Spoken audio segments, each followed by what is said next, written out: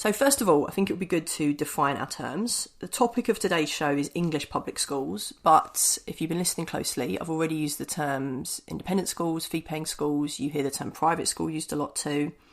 And all those terms mean slightly different things, and I think that's one of the sources of confusion about these schools. So Americans often get confused by this. What the Americans call a public school is what we would call a state school.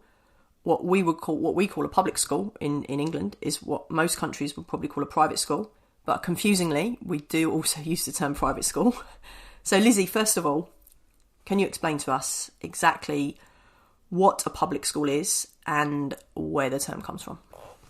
So we start seeing the term public school used from the 18th century.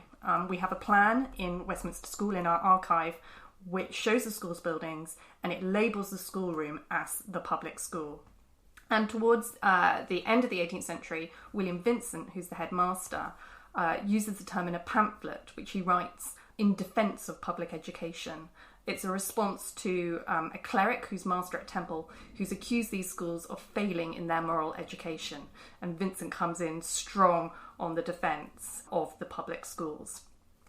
But the reason it starts to become more popular in the 18th century is really that it's being used to define these schools against another type of school that's really growing in popularity during that period.